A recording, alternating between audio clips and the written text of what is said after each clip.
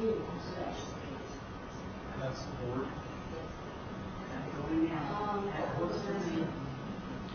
And I'll be back. Okay, all right. Hello? Hello? Thank you, I appreciate you coming. That's really scary.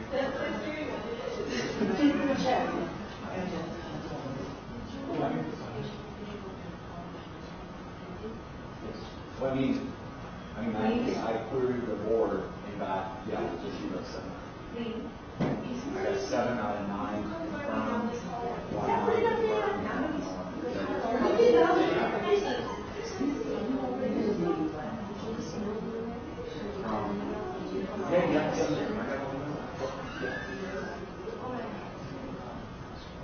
I have to go back to the office. Yeah, we should be good though. Yeah, I'm anticipating 7. Okay.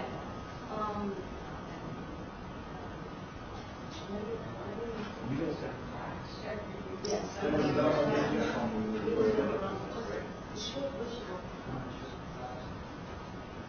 Yes, sir. How may I help you?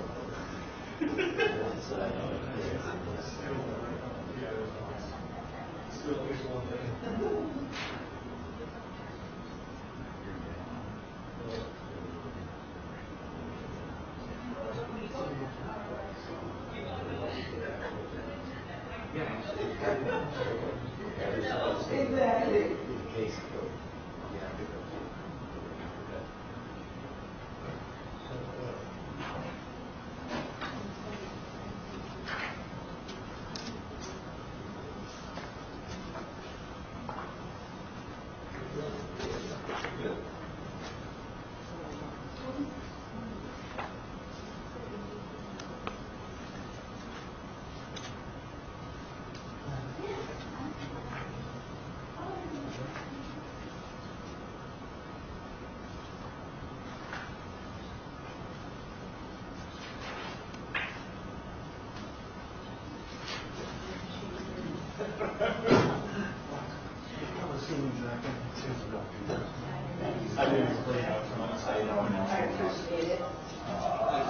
That's for actually 13 and 14. 13 and 14. Yeah.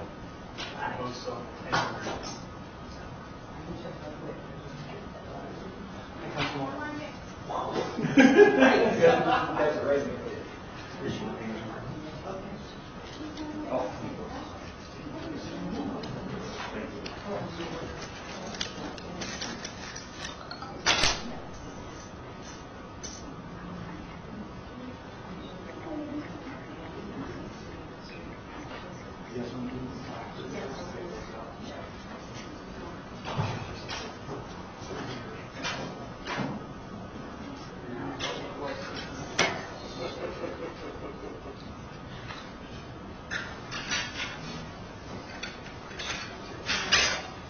So, kneel in the middle.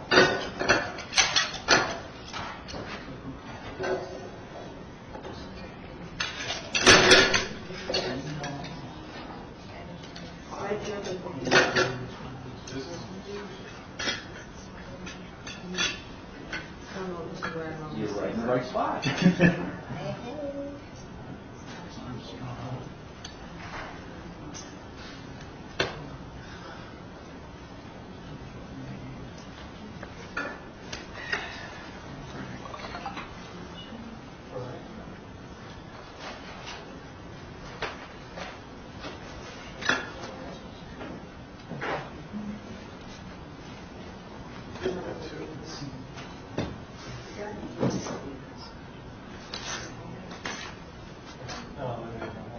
Everybody knows about the change?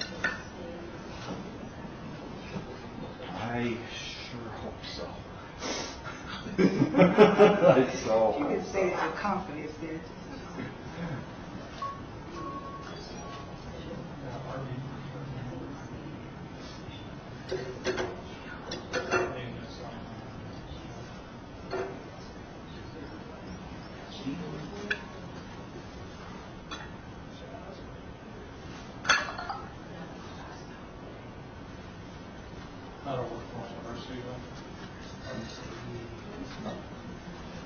Where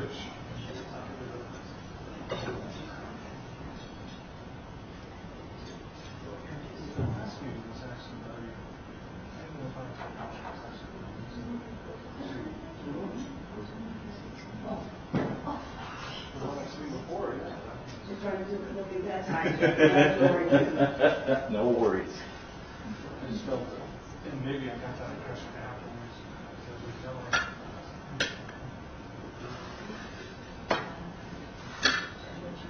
Yes, and he said that she said it's and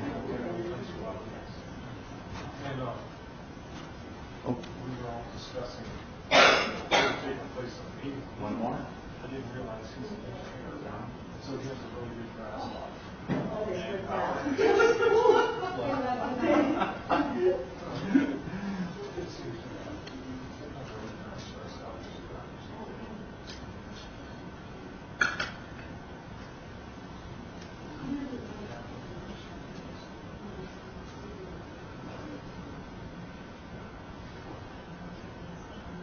It was there, but that's what this is it. This is what Robert had.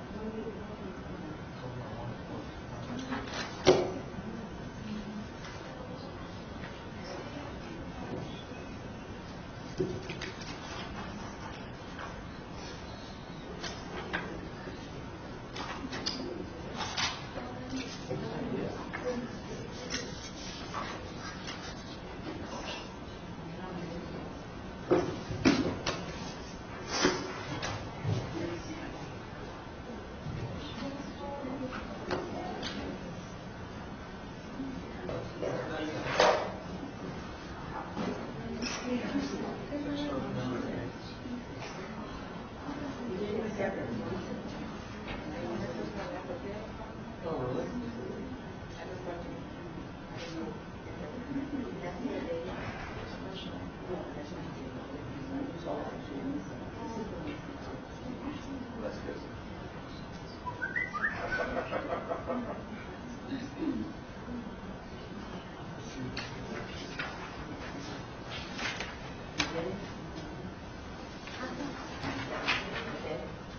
All right, thanks, Angela. Yes, please. Oh, okay.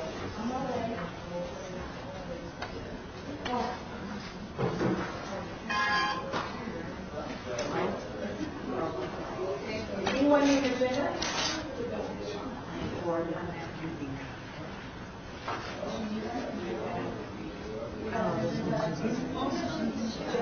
Where do you guys put all of this?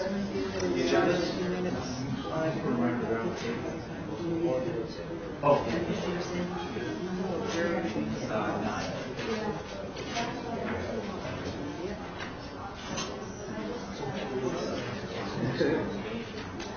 Well, your employer has to let you go. They can't not let you go if you get chosen.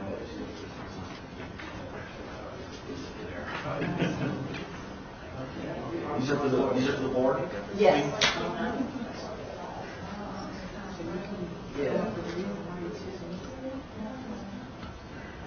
All the way out. Okay. Jim, should I go ahead and load this on? Yeah, go ahead. Go right ahead. And you can break the camera if you guys want.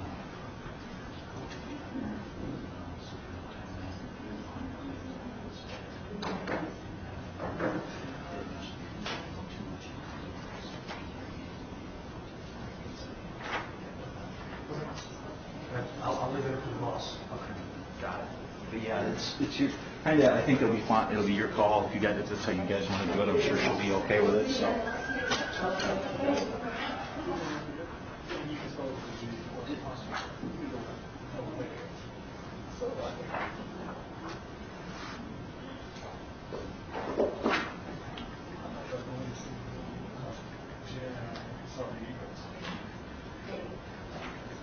Yeah.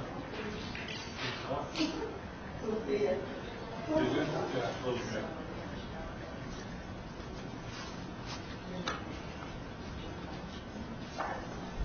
Yeah.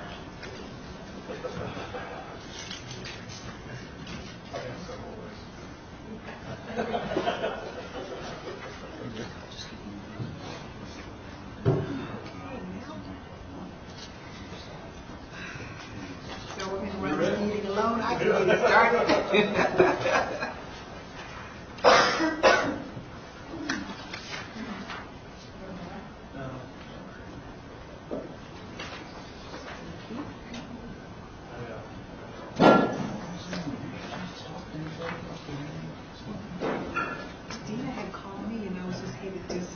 She said, "Come over here," so she should be here. Hey, how you doing? I'm good. Good, good. So Hi, she's son. on her way. Oh, I'm doing good. Where am I at? You are right here. Okay.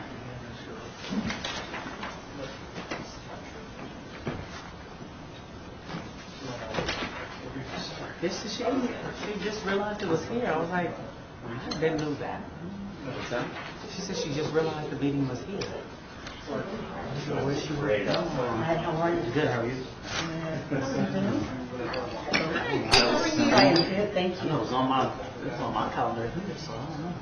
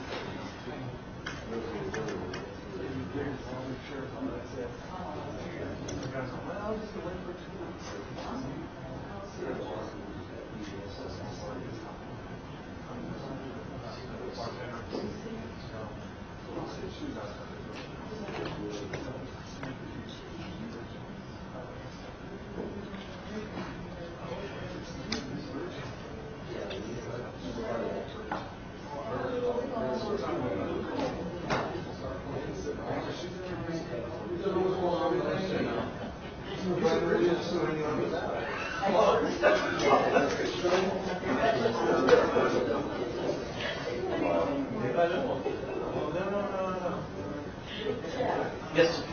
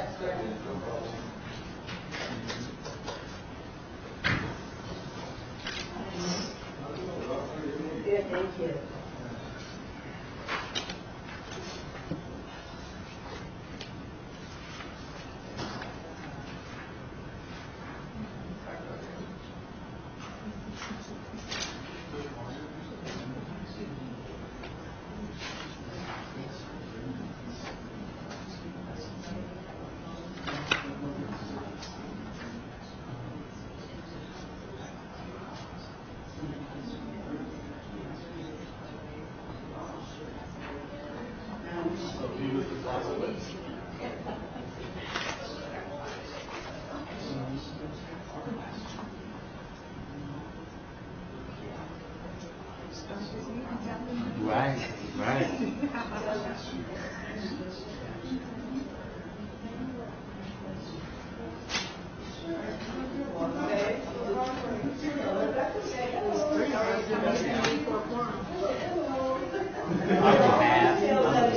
Good, relax. That's okay. That's okay.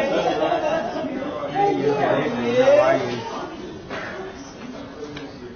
How was your event?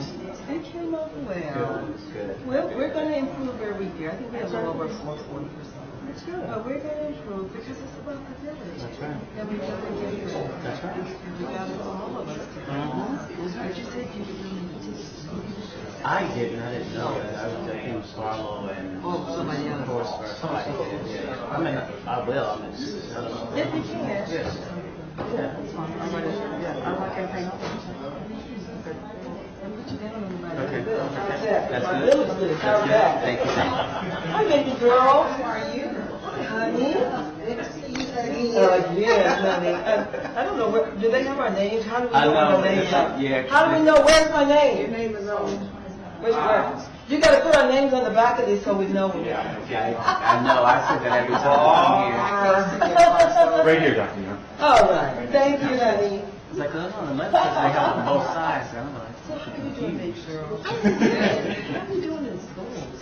Schools are doing good. I mean, I'm very happy where I am, and I'm just contented. It's a perfect fit. I mean, it is good.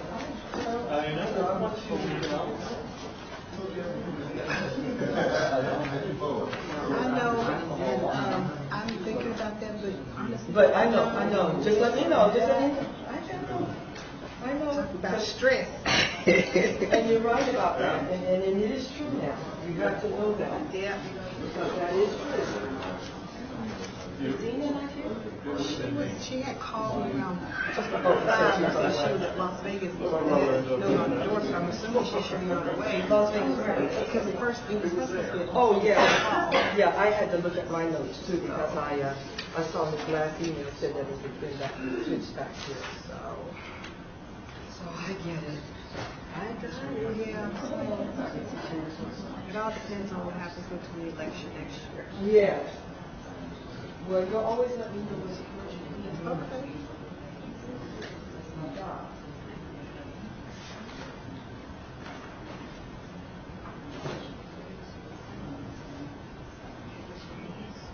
How was your traffic?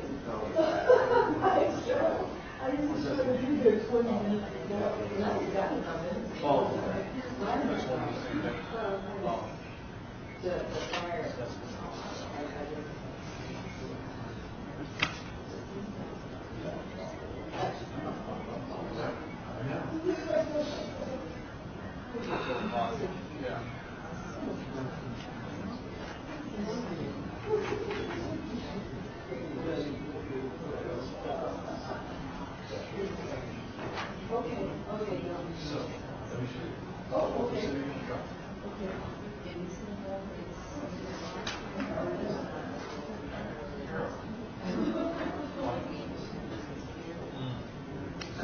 Number 9 was taken off the agenda. I think it is.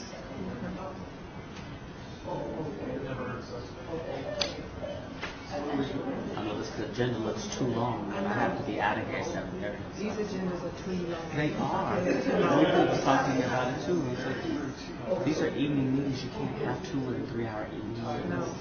So, I mean, 5:30 to 7. Exactly. It is for evening meeting. Absolutely. I'm gonna let her know. I know we're late, but I gotta be out here at 7:30. So, 15 and 16 and 17 agenda items for evenings. You can't even keep the audience that long.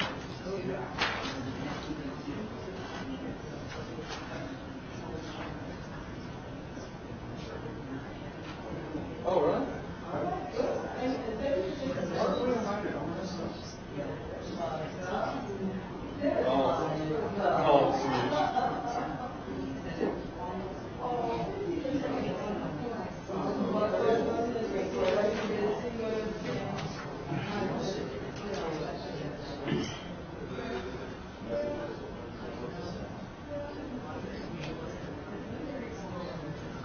Calvin, Mm-hmm. do you know if there are like intern programs like for kids who just graduated from college, like in business areas, I mean, in the But I think, no, I don't know. It's usually Congress and all that stuff have more know about that. I think. Let me think. Okay. I have some of my HR folks to talk to. Let me ask.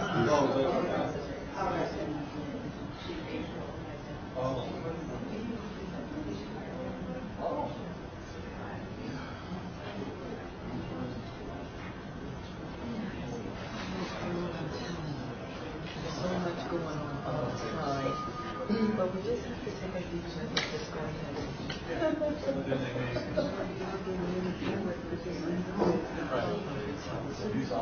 But it was going to come, and it's going to even get worse. I beat you here. Because I was over there like, don't go up the steps. Okay. I city council. And then there was a notice on the first door, and I had Aaron move to the front doors because I sent, the last meeting said the this was his plan. Yeah, I gotta leave this I at have to 15. leave it. You too? Well, I have a second sketch, and I told you when they set the truck, I told you, I said, I don't want to do it, but I have to leave it. Well, that's the consent. Okay, so I just didn't want people to all of a sudden see me get up and go, so what happened, so last time I was here about 8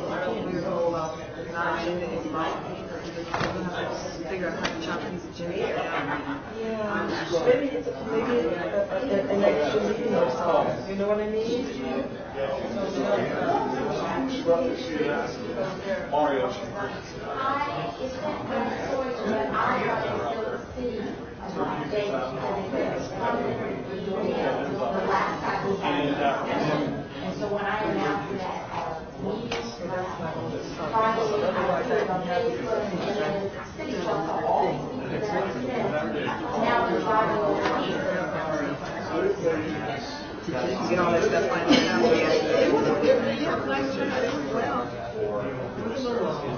Well, I had to leave because my cousin was having a birthday party at the same time. Yeah, And so the majority, so Jenny, messed up. That was my fault. I didn't think, I thought I did just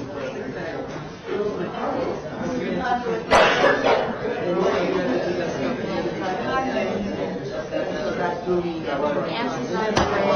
We're getting I started. gotta figure this I'm ready to. No, we're not doing 9. That's not helpful. That isn't, we're not. A lot of this is super condensed. Yeah, no, Dr. Youngster, she gotta be on at 7. How many do Yeah, we we're need? getting ready, we need 5, we're getting ready to start right now. Are we missing something? Oh,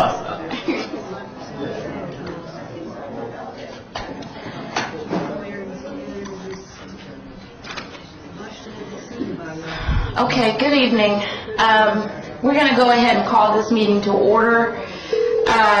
Secretary, would please take the roll. I know that Nancy Brune is on her way. She's driving in, so that'll make 6, but I believe right now we have a quorum. So let's go ahead and get started. Yes. I believe we have someone on the phone. Yes, Chandra Armstrong. Okay, hi Chandra. Hello, how are you? So, Secretary, could you please mark anybody who's absent, excused, and also as Nancy Brune comes in, mark her present, please? Thanks. So I would like to go ahead and welcome the audience members here. We're going to go ahead and get this agenda started. We are going to open up for Mr. McGeechee. Are we in compliance with the open meeting law? Madam Chair, I would defer to the clerk's office on that. Okay, thank you. So we're going to go ahead and open up for public comment. Is there anyone here who's ready to come up and speak for public comment? We'll have public comment about 2 minutes per person. If there's no one, under state law, we now have public comment at the beginning and also at the end of a meeting. Seeing no one coming forward, we'll go ahead and close public comment. And now we will move to agenda item number 4, the possible action to approve the final minutes from the October 14th, 2013 meeting. Madam Chair, Yes.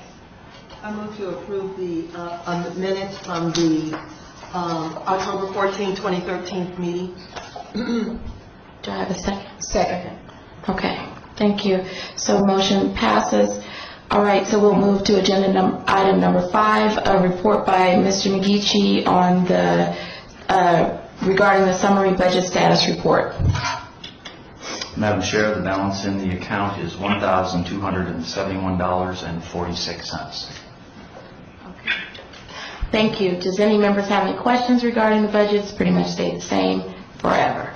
Okay, so moving on to agenda item number 6. We now have a report by Rick Baldwin with the Clark County School District regarding the demographic makeup of students in the Southern Nevada Enterprise Community Board. So, Superintendent, are you coming? You're coming after him? Okay. So, thank you. So you go ahead and you may proceed.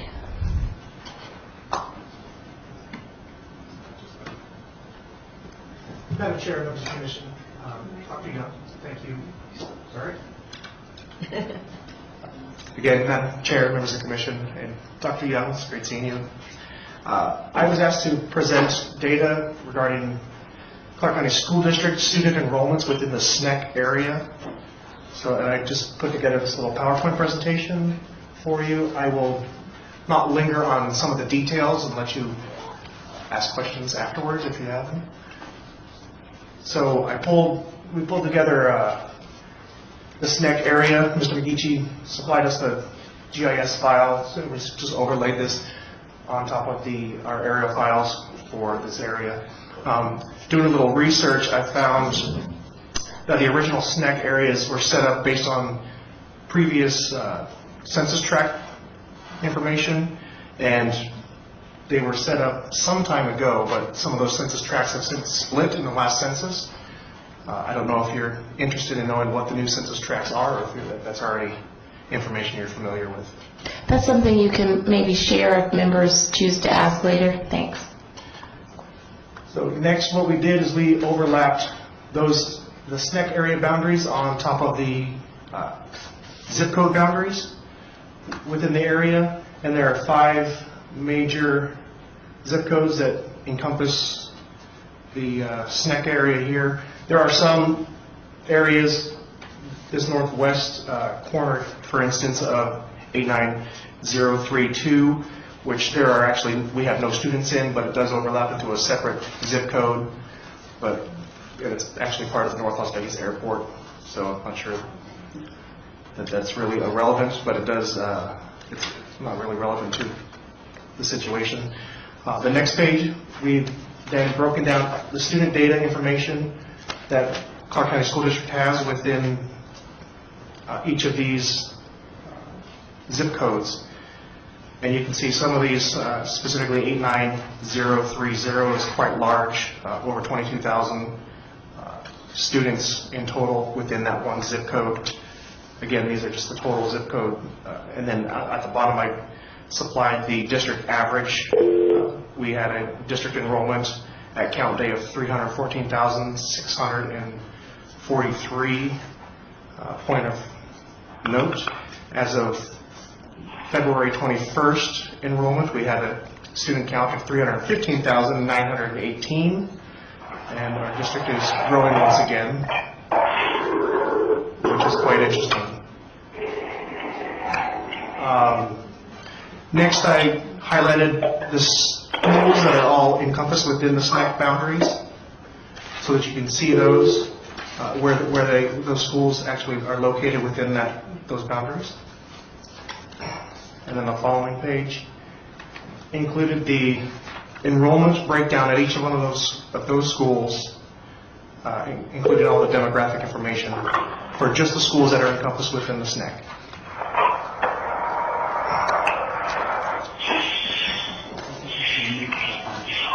Can we see if she can mute or something? Sorry.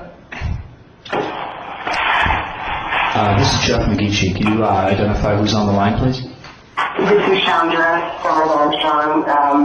The call failed, so I'm just trying to connect back in while I'm in transit. I do have a question. Is there a handout for this information that for us to keep? Yes, there's one for each member. Thank you very much. I'm on my way. Okay. I'm listening. Thank you. Okay, Madam Chair, members of the Commission, once again. Continuing on, the demographic breakdown, I'm sorry, lost my place. All right, the demographic breakdown now of just the students residing within the SNEC as they're assigned to each of those geographic boundary schools within their areas. So Just for instance here, this is again just the students that reside within those SNEC boundaries. So if you look up on your data sheet here, for instance, there are 7 students that actually reside within the SNEC that are also geographically assigned to Detweiler Elementary School. They reside within the SNEC but are assigned to Detweiler. So these are just the students as assigned.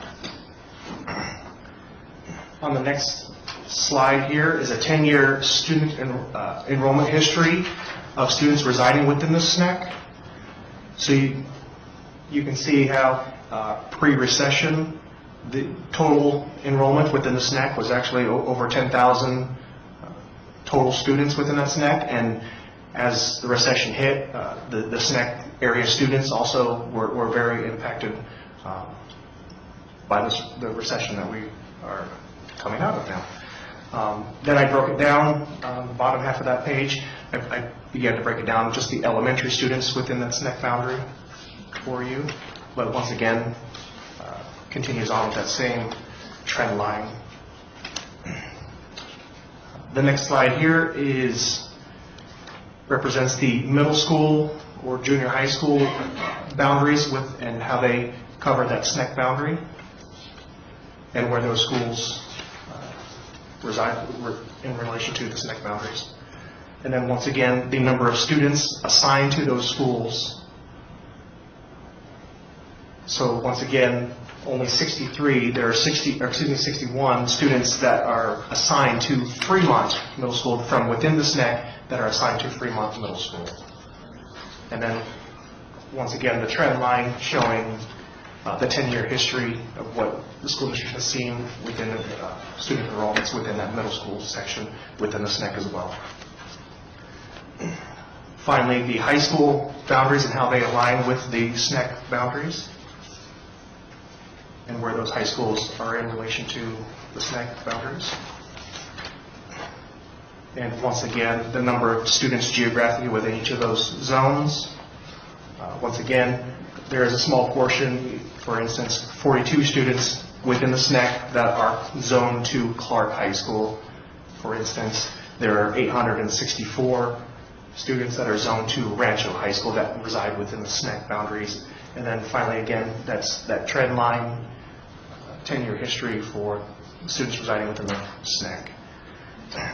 Finally, I wanted to point out, I thought this was very crucial information and needs to be understood. Students that actually reside within the SNEC may not necessarily be zoned or attending each of these schools that are in the SNEC. Clark County School District has a lot of options and opportunities for students to attend several other schools. So I provided this list of all the students within those SNEC boundaries and all the various schools throughout the district that they are enrolled at, including the number of students that are actually enrolled at those various schools. The district has lots of opportunities, lots of magnet school programs, the career and technical academies, and we're very proud to offer our students so much choice. Finally, second, I was asked to provide a little bit of information regarding the Prime 6 schools. So the Prime 6 schools, the elementary attendance boundaries and option designations for the select schools. There are 9 Prime 6 schools. Don't be confused by the name Prime 6. Maybe not everybody is familiar with the history regarding the Prime 6 schools, but I've listed those here, and several of those elementary schools are also magnet elementary schools in those areas.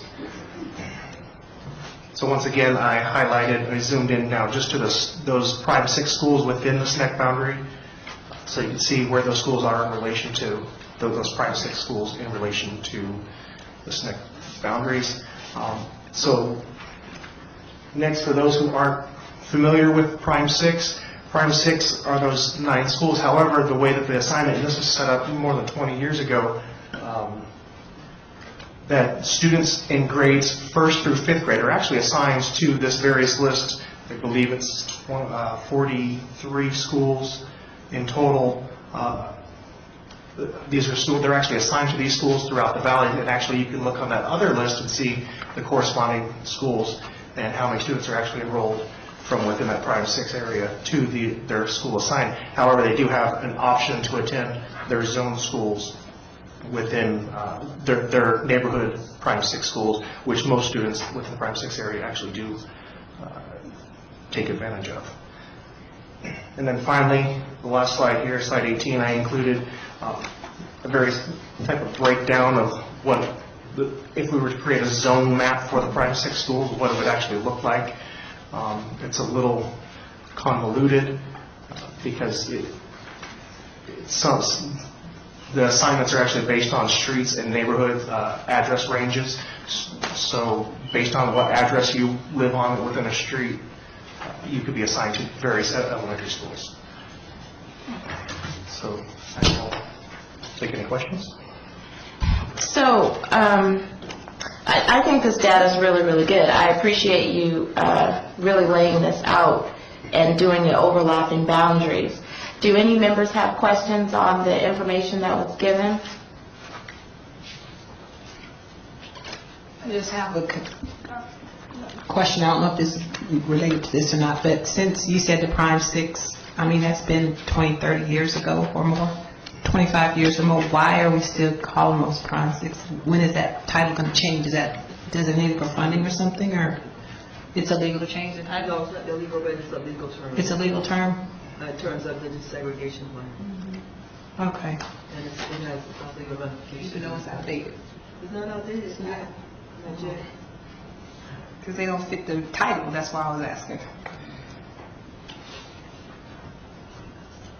Any questions by any other members? I know Ms. Armstrong, we have a subcommittee that's created with Dr. Young and Ms. Armstrong, and I know she may have particular questions, but she's not here. So when she gets here, maybe we can ask some additional questions, but we'll let Superintendent present, and then maybe you can come back to the table after she reviews it, okay? But I do appreciate the data, and I know she's probably going to have more information to dig back in. And there are some key questions that probably need to be asked, but I'll wait until Superintendent gives us the expulsion data. Thanks. So we're going to move to agenda item number 7, and we will have Superintendent Skorkowski come to the table. Thank you. Sure.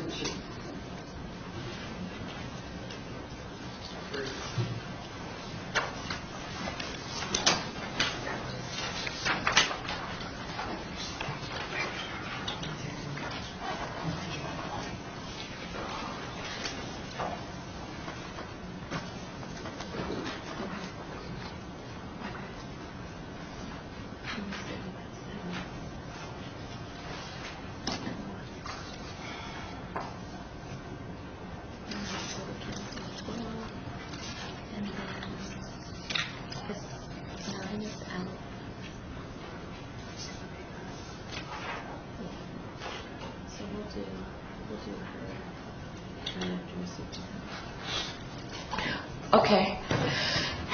Thank you. You may proceed. Thank you, Madam Chair, members of the Commission. My name is Pat Skorkowski. I'm the Superintendent of the Clark County School District. It's good to be here this afternoon. Wanted to go through some initial information regarding our concerns, nationwide concerns and also local concerns when it comes to disproportionality of African American Hispanic students when it comes to discipline behavior. This began February 2012 with a report from the Office for Civil Rights that said an African American male is 3 times more likely to be suspended and or expelled from school in the nation.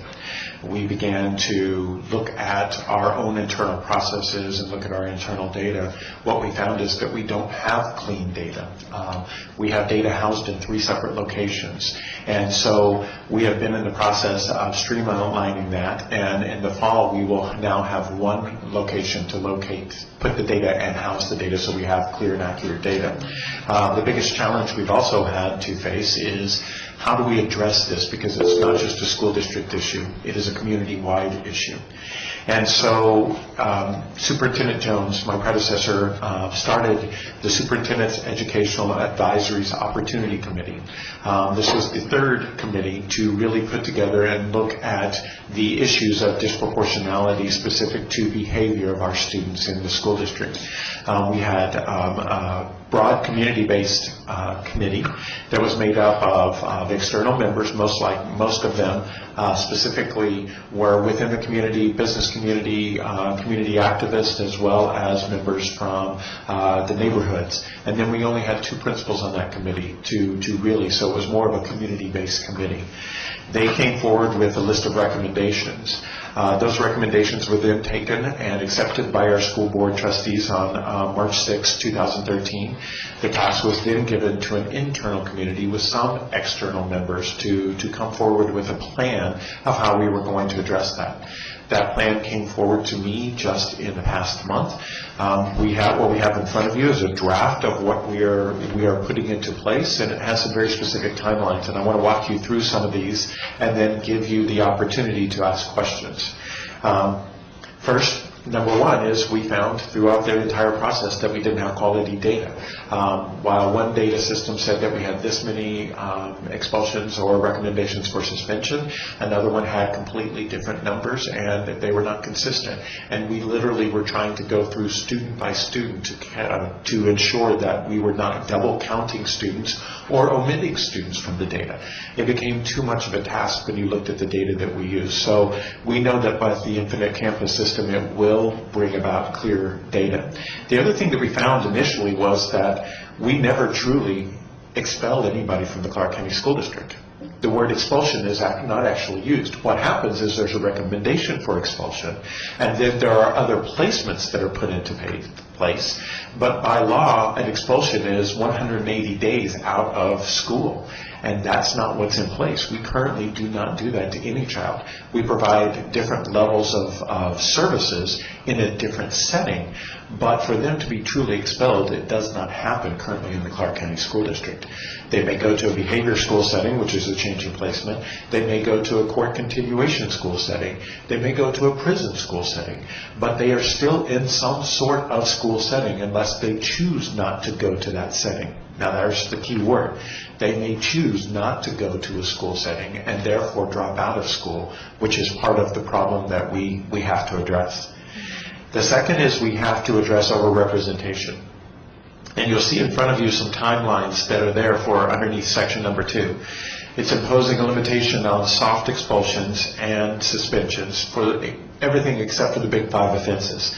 The big 5 offenses are assault and battery on a school employee, arson, possession of a firearm, including a weapon defined by the Guns Free Schools Act, or a dangerous weapon that's in statute, drugs, alcohol, beverages, use, possession, and distribution of those, and also looking at assault of a school employee, or we have lumped in assault of other students into that category. So there are 5 different categories of which are guided by statute, some of them, that we are required to make a recommendation for expulsion. So with those, we are putting a limitation on soft expulsions in place. We are asking schools, and we've asked them now in certain situations, to look at every recommendation that they make to go out of their building.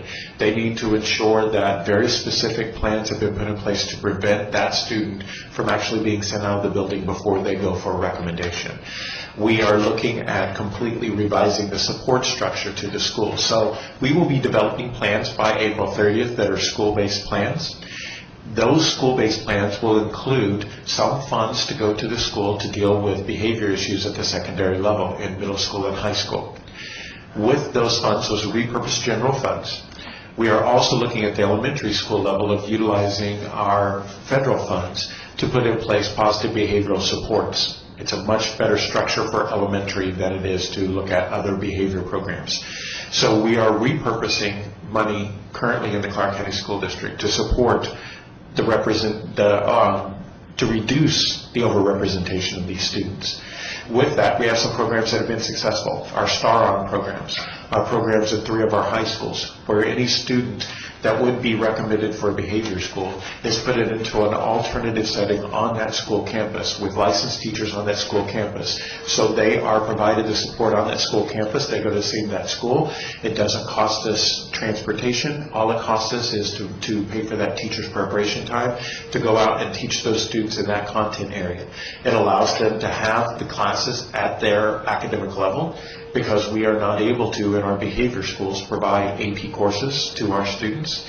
The number is so low. So this allows those students to go into a classroom setting on campus that is isolated from the rest of their peers, still participate in the academic structure and their current academic schedule, and still receive the services that they are expected and deserve at a school level without being that recommendation for behavior school out of their school. We are seeing that in every situation outside of the Big Five, we are seeing a significant positive impact on the school environment. So much so in that some school students get into that environment and don't necessarily want to leave. They feel like it's a better structure for them to learn from. So we've learned a lot in that pilot program in those 3 schools. We're going to be offering that to other schools, middle schools and high schools in the future, to see if we need to put that in district-wide. So we are repurposing money for that. We're also looking, because some of the things that are a little astounding to us are things that are required by statute that we may need to come to the legislature to say we need to change. When it looks specifically at how we deal with specific drugs, firearms, and alcohol situations on our campus. If a student has a trace of something that is found on them, or minimal amounts, much less than the amount that is required for any issue in the legal system, they are recommended for expulsion automatically. And so we have actually more leeway in sexual offenses in the school district than we do with drugs and alcohol and possession of those. It's a very scary situation for us. So we are getting together recommendations that we may need to look at the legislative level to make some changes there. I can overturn, a building principal can overturn an expulsion recommendation that may come from one of their deans on sexual situations, but not when it comes to trace amounts of certain illegal substances. And so, again, that's of concern to us. We need to look at this limitation on these soft expulsions. We will be looking at the data that will be put in place for the entire 2014-15 school year. We will be analyzing it at different viewpoints to see if we need to make changes along the way, any mid-course corrections. And so that will give us some baseline data that is actual true data that we're going to be able to measure. The first year, we're going to look at that data, and then we may need to make changes to these recommendations, this policy, in the fall of 2015, knowing that we may have some differences in the law at that same time, so that we would need to implement those at the same time. So that gets to that piece. We are looking at that phased-in recommendation because we want to ensure that we have supports in place. Our biggest concern from our administrative staff and our teachers is that if you take away suspensions and or expulsions of somebody who may be considered dangerous on our campus completely, you've now given me no tools to protect the other students in my class. And so we are having to retrain our administrators and our teachers in this piece. That is not an easy thing to do when you're looking at the number of teachers and administrators we have in our secondary school system. So it is a big challenge to implement some of these recommendations, but we know that it needs to move forward, and we're going forward with that in the fall.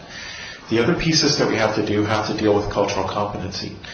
We have to ensure that our staff understands the culture and the history of each of these students and is able to look at students individually, not just based on certain physical characteristics or certain cultural characteristics that they make assumptions about. So it has to be training that is going forward.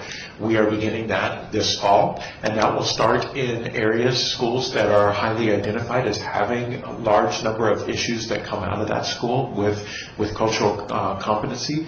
So we're starting with that. It's a phased approach that within a certain number of years, we will actually, I think it's 3 years, we will have every staff member trained in more specific details on that. But again, trying to train 39,000 employees is not a small task. And to do it effectively, as opposed to a one-time 2 to 3 hour session where we actually really get into look at the details. So extending, developing cultural competency, extending cultural competency training, gauging the benefits of cultural competency, and refining what we need. When you look at items 3 through 6, they are very specific, dealing with cultural competency that we will be beginning in the fall of 2014 as well. Early intervention. These are number 7 and number 8 go very closely together. We have to look at our intervention programs for literacy and look at our behavioral interventions. What we find is that sometimes our most challenging students at the elementary level are students that don't have access to academics, and they're looking for that attention, whether it be positive or negative. So we are focusing in. We're going to be rolling out several different initiatives that deal specifically with K-3 proficiency, and it starts in kindergarten level. And so we have to ensure that they are proficient, because it costs me more to educate a child when I have to remediate them than it does if they are on track and proficient at each grade level. So we will be developing programs that deal with that, as long as the positive behavioral supports that I referred to earlier at the elementary level when it talks about early intervention. When you look at number 9, providing earlier, better, different alternatives to suspension and expulsion. That is part of our plan that we talked about in number 2 as well, that we're going to be looking at supports, we're going to be looking at pilot programs, we're going to be looking at internal and external providers to come in and train our people on dealing with our most at-risk students, both academically and behaviorally, to ensure that success. And then you'll see that, again, we will be looking at these plans by April of 2014, and then this will be checked on a quarterly basis. We have to monitor the implementation of that on a quarterly basis to see if we are making any difference in what we are doing. So the recommendations that are before you are recommendations that are very specific in nature. They are phased recommendations, meaning that we have to start in some of our most challenging populations first and put those resources there first, and then roll those out. While we recognize fully that there are challenging students in every school, both behaviorally and academically, we know that we have to target our resources to the areas where we can move quickly and try to eliminate some of the major issues that come forward with disproportionality first, and then move those into other areas where we see less of a problem. So as we move forward, you're going to see a much more stringent way of dealing with students, in the sense that it is looking at that individual student, and instead of looking at them as a zero tolerance issue, it is looking at the individual student and looking at what supports they need to be successful in our schools, providing those supports so that we can get them on track, ready to graduate high school. Because we know that if they graduate high school, their earning potential goes up over $6,700 just by having that high school diploma. So, and thank you, Superintendent, for coming in and presenting this information to us. I just have one quick question, and I'm opening it up to the committee. If you don't have clean data, then how do you know where to start? Like, in what school has the most issues? What we're looking at is we're looking at all 3 data systems and trying to see what factors are coming out consistently, if there are any consistent trends. We are seeing some specific trends in certain schools where we are going to focus our initiatives, but again, the data is not clean. Some schools may come up in our SASE database, but most schools are using a Dean's Attendance database, which is a completely different database, and so they're not doing the double entry as was required. And so again, we're not seeing, so we're looking at both of those systems to try to see which schools come out consistently on that. Now, with the money that is going to go towards the secondary remediation programs, that is also going to be geared towards an open application system so that any school that wants to look at that is going to have the opportunity for that. And the same thing with the elementary positive behavioral supports. So we are going to look at all schools, but we are going to target specific schools to do that. And it's again based on sketchy data. Okay. Go. Yes. Good evening. Did your staff by any chance reverse engineer the data, at least for what you have, and look at the existing enrollment in alternative schools and compare that to the overall population of the schools, and would you please share that with us? The data specifically, again, behavior schools, the way that situation runs, those students are there for a short period. We did see, we did share some data back, actually all the behavior school data went back to the schools to talk about their referrals.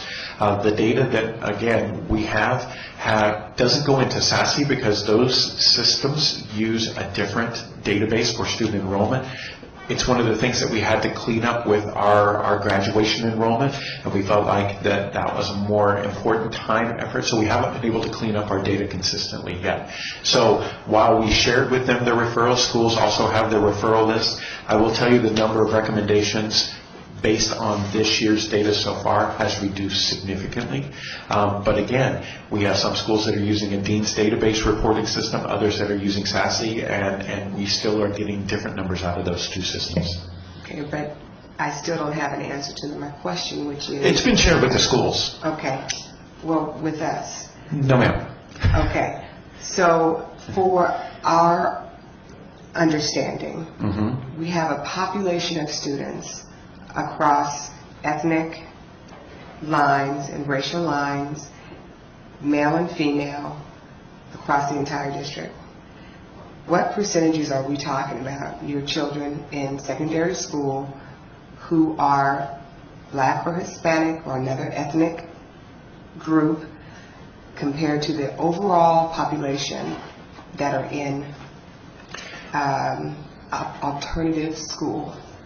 Okay, I don't have the specifics for you right now, but again, you have to understand that an alternative school placement can only be for 3 to 6 weeks and only as high as 9 weeks. And so that data is constantly changing. So I can give you a snapshot, I can get that information to you, but it is of enough alarm to us that's why we're moving forward with this information. I'm not going to put out data that is not clean. I'm not going to put that data out. That's just not something I'm willing to do because there are 3 different data systems and the numbers are different in each of those 3 data systems. So I'm not going to put something out that is not an actual number. Okay, but you're using data that is not clean to put children in opportunity school?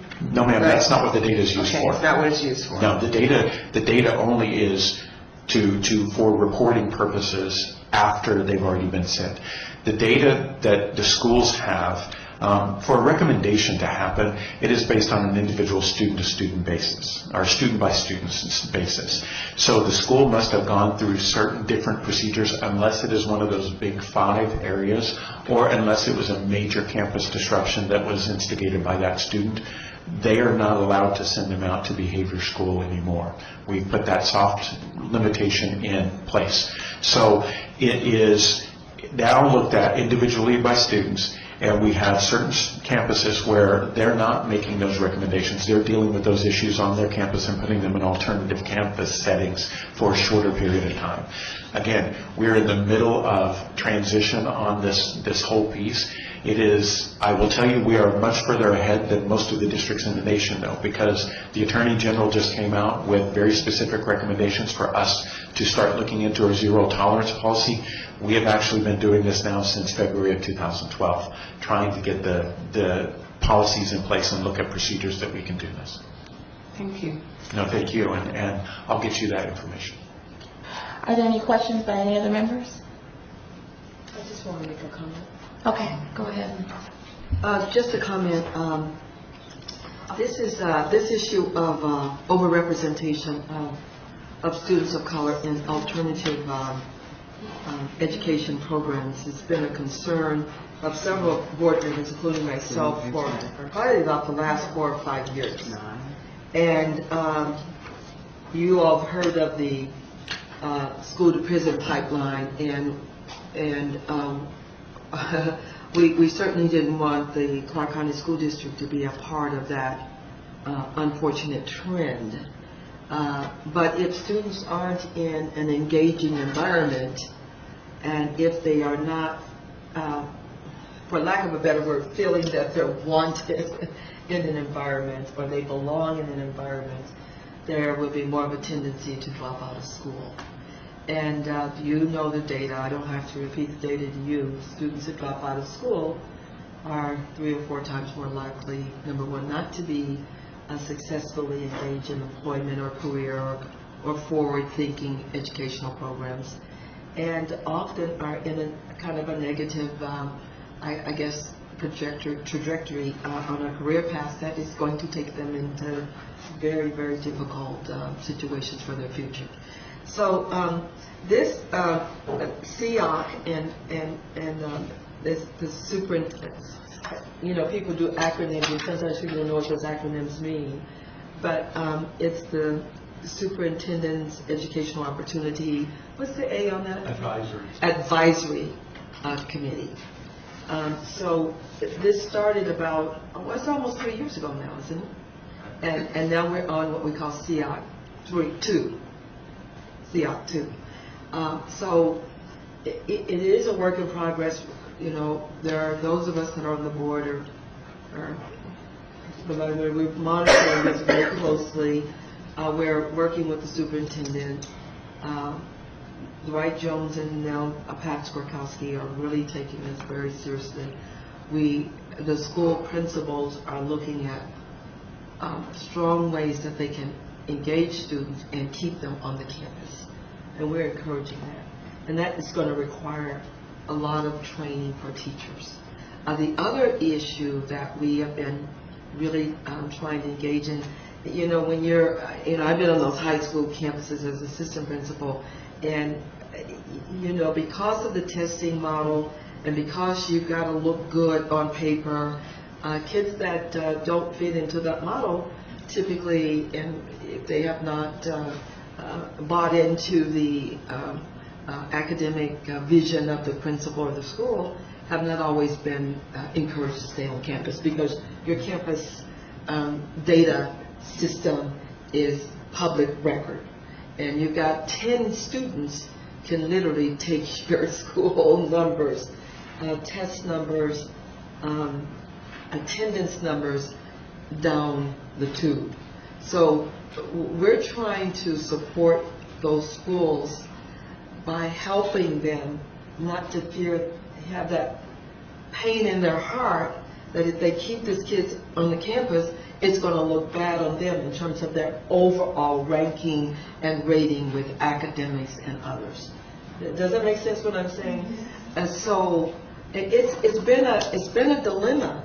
The schools are ranked by what happens with their students, but if you have a student you can't get to do those things, what do? Do you keep them and your rank go down, or do you try to get them out and you see what I'm saying? And then the other thing we had a big issue with is the count day. Okay, so count day comes in September 27th, 25th, 26th. So that's when we get the money, right? So you get the money for the students at that time. Then if the students then leave your campus, you still have the money. The money didn't go with the student. So we're looking at how we can track the money with the students. And so we have a lot of issues in the school district of trying to educate students in an environment that, number one, they can feel encouraged and successful. But Superintendent Skorkowski is right there, the big 5, and we'll make sure you have those big 5, that by law, students cannot be on that campus. Students have to be safe. There are 5 big ones that you have to do something with students, and we're trying to find with those soft expulsions that doesn't fit into the big 5 that we can keep the kids on campus. It's a real dilemma. I just wanted to give you a little background on that. Thank you for that information. Ms. Broom? Thank you, Superintendent Skorkowski. Thanks for coming down. I have two questions for you. The first is, after we finish streamlining this data, will it be possible to compare data across the state on the disciplinary issues? And my second question is, it is my understanding that we've actually been doing cultural competency training for our teachers, and so how do you envision it being different? Is the content going to be different moving forward, and will you invite community input, or are there different set of consultants working on this? And then who within CCSD will be in charge of the cultural competency piece? Thank you. Okay, thank you, Madam Chair, Member Boone. The data piece, we will be able to monitor the information in a much better way.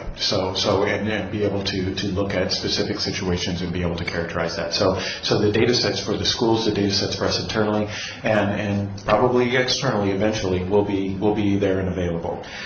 When it comes to the cultural competency training, we've realized that we've dabbled in it in different areas of town and different schools and with different consultants. What we're doing right now is we have a request for proposal out for one consultant. We're going to utilize a trainer of trainer model. So the first year we'll focus with that specific consultant in specific schools, and then we'll be training our equity and diversity reps to be our trainers for the future.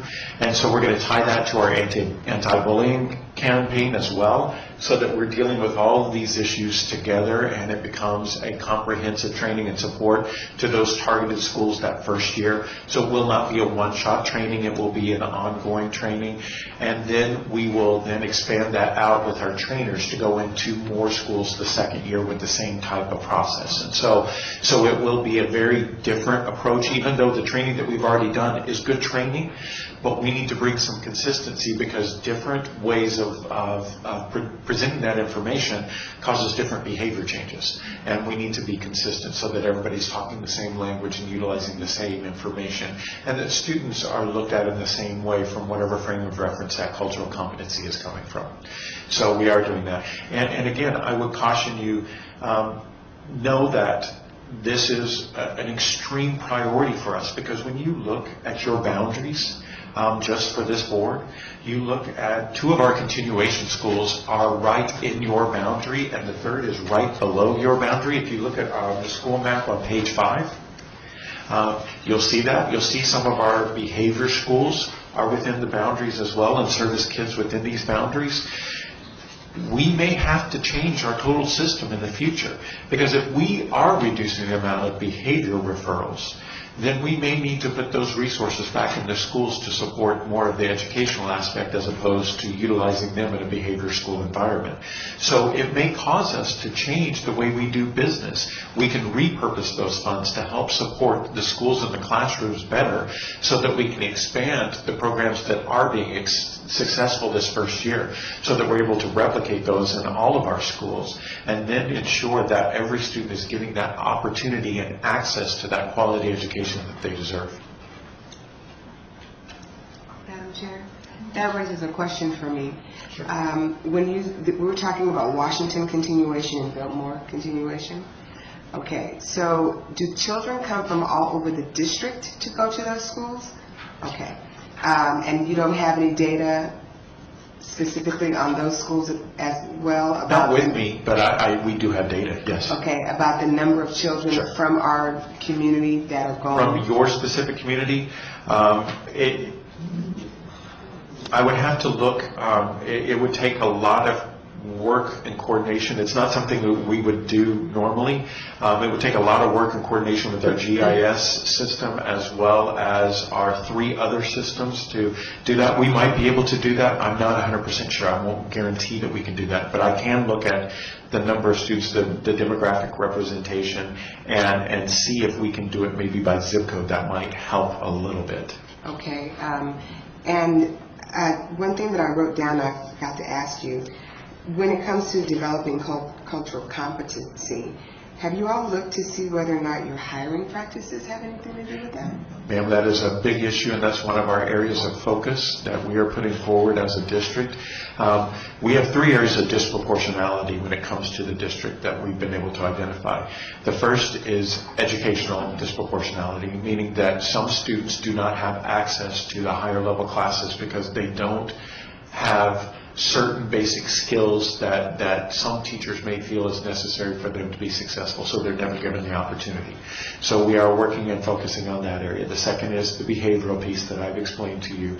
And the third is disproportionality of staffing, not only in making sure that teachers that come in the door are culturally diverse. We're looking with our local University of Nevada, Las Vegas teaching program to include that piece in there and make sure it's there. I've been meeting with the dean, Dr. Metcalf, extensively to make sure it's there.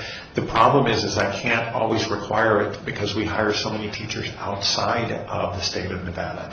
So we are looking to put that as a preferred qualification. It can't be necessarily a required qualification. But we also know that we have a disproportionality in the number of teachers that look like our students. And so we are working on not only a diverse hiring practice, but also looking at programs that can grow our own within our community of students who graduate high school but don't have that clear career path of what to do. Maybe look at giving them jobs in our support staff ranks so that they can then get a break on their tuition, work with the local colleges to get a break on their tuition so that they can begin that path to become a teacher so we can start growing our own teachers. I just want to say one last thing and I will be quiet. That's all right. My youngest child had a rough year, his 5th grade year, and because he got a C in mathematics at Naval Hogard, was not eligible to go into magnet program. So we have him going to a local middle school. This child was 4 points short of 400. He had 394 on his math. GRT. Okay? They put him in basic math. He was doing subtract. 2 people went to dinner and we want to divide the ticket by 3 to see what each person is doing. When he was going to a magnet math program, I had to take time off my job and go down to his school and demand that they put him in an appropriate level of mathematics. For a parent who is really engaged in my child's education, I find that extremely frustrating. And I find that somebody at the school, I know there's 800 kids at his school, but somebody should have paid attention to this child's grade, to his CRT score, and recognize that he did not need to be in what is generally remedial mathematics. He was wasting his time, the teacher's time, and my time. I had to go and have a discussion with his dean. And I think that it's the type of attention to when you have too many incidences of this kind of thing, I think a child gets the feeling that they don't belong and maybe they shouldn't. Now, he's my kid. He's going to, the whip will be cracked figuratively and, if necessary, literally, and we will get results. But for other parents who may not have PTO time to go or have language barriers, those are things that we expect at the school level. Ma'am, you're exactly right, and that's why disproportionality of education is one of those priorities, because every student should have access to the appropriate level and higher level classes. So you are exactly right. That's why it's one of our areas of focus. No parent, again, our active parents that are going to be engaged are going to go down and make it right. For those parents who are not engaged, it is something that just lets happen, and we can't let that happen anymore. We can't afford to let that happen to any student. Doesn't matter where they come from or what their background is. Okay, so are you Dr. Brune? Dr. Brune has one more question. And Ms. Armstrong, before we move off of this agenda item, do you have a question for Mr. Bingham on the SNEC map that shows the demographics? Because I had asked him to wait because you're on the subcommittee. I'm not going to hold up the meeting Oh, okay. for that, but I would like to have a chance to review this, and then I will call Mrs. Young first if I have questions, and if I don't get If she can't explain or anything, then I will call. Okay, great. Thank you. So, Dr. Bruin. So who owns the cultural competency piece? Equity and diversity will own So, it. Andre. Yes, yes. Okay, so this was good information. It sounds like there is a lot of good, solid legislation that could come through our education committee this session. So I definitely